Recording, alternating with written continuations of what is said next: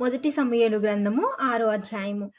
యెహోవా మందసము 7 నెలలు ఫిలిస్తీయుల దేశమందుండిన తరువాత ఫిలిస్తీయులు యాజకులను శకునము చూచి వారిని పిలువనంపి, యెహోవా మందసమును ఏమి చేయుదుము, ఏమి చేసి స్వస్థలమునకు దాన్ని పంపుదుమో తెలియజెప్పుడు అనగా, వారు ఇశ్రాయేలు దేవుని మందసము పంపివేయ ఉద్దేశించిన ఎడల ఊరకే పంపక ఏ విధము చేతనైనను ఆయనకు అపరాధార్థమైన అర్పణము చెల్లించి పంపవలను.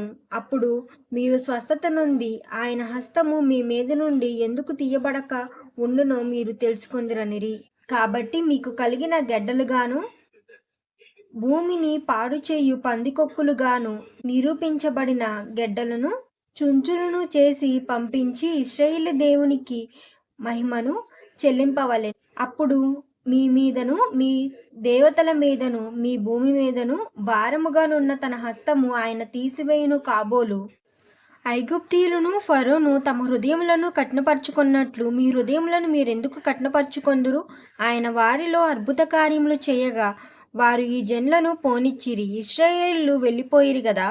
కాబట్టి మీరు కొత్త బండి ఒకటి చేయించి కాడి మొయ్యిని పాడి ఆవులను రెండింటిని తోలించి బండికి కట్టించి వాటి దూడలను వాటి దగ్గర నుండి ఇంటికి తోలి యెహోవా మందసమును ఆ బండి మీద ఎత్తి అపరాధార్థముగా ఆయనకు మీరు అర్పింపవలసిన బంగారు వస్తువులను దాని ప్రక్కనే చిన్న పెట్టెలో ఉంచి అది మార్గమున పోవునట్లుగా విడిచిపెట్టుడి. యెహోవా మందసమును ఆ బండి మీద ఎత్తి అపరాధార్థముగా ఆయనకు మీరు అర్పించవలసిన బంగారు వస్తువులను దాని ప్రక్కనే చిన్న పెట్టెలో ఉంచి అది మార్గమున పోవునట్లుగా విడిచిపెట్టుడి. అది బేర్షెబాకు పోవు మార్గమున బండి ఈ దేశపు సరిహద్దును దాటిన ఎడల ఆయనే ఈ గొప్ప కీడు మనకు చేసినని తెలుసుకొనవచ్చును. ఆ మార్గమున పోని ఎడల ఆయన మనను మొత్తలేదనియు మన అదృశ్యము చేతనే అది మనకు సంభవించనని తెలుసుకొందుమనిరి. వారలాగున దూడలను ఇంటి లోపల పెట్టి యెహోవా మందసమును బంగారు గడ్డలను పందికొక్కు రూపములు గల ఆ చిన్న పెట్టెను బండి మీద ఎత్తగా ఆ ఆవులు రాజమార్గము నుండి చక్కగా పోవచ్చు బేత్షెమోషు మార్గమున నడిచెను. ఫిలిస్తీయుల సర్దారులు వాటి వెంబడియే బేత్షెమోషు సరిహద్దు వరకు పోయిరి. బేత్షెమోషు వారు లోయలో తమ గోధుమ చేలను కోయుచుండిరి. వారు కన్నులెత్తి చూడగా మందసము వారికి కనబడెను. దాన్ని చూచి వారు సంతోషించిరి. ఆ బండి బేత్షెమోషు వాడైన యెహోషువ యొక్క పొలములోనికి వచ్చి అక్కడున్న ఒక పెద్ద రాతి దగ్గర నిలువగా వారు బండి యొక్క కర్రలను చీల్చి ఆవులను యెహోవాకు దహనబలిగా అర్పించి లేమీయులు యెహోవా మందసమును బంగారు వస్తువులు గల ఆ చిన్న పెట్టెను దించి ఆ పెద్ద రాతి మీద ఉంచగా ఆ దినమున బేత్షెమోషు వారు యెహోవాకు దహనబలులను అర్పించి బలులను సమర్పించిరి. ఫిలిస్తీయుల సర్దారులు 5 అంతవరకు చూచి నాడే ఎక్రోనునకు తిరిగి వెళ్ళిరి.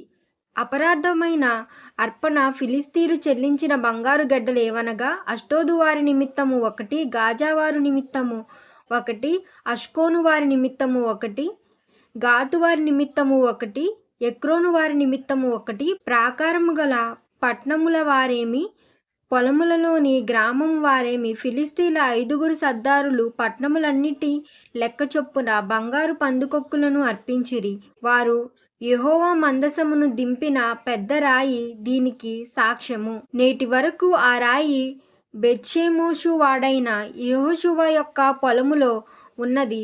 బేత్షెమోషు వారు యెహోవా మందసమును తెరచి చూడగా దేవుడు దాన్ని హతము చేసి ఆ జనులలో 70,070 మందిని మొత్తెను. యెహోవా గొప్ప దెబ్బతో అనేకులను మొత్తగా జనులు దుఃఖాక్రాంతులైనప్పుడు బేత్షెమోషు వారు పరిశుద్ధ దేవుడైన యెహోవా సన్నిధిని ఎవరు నిలువగలరు?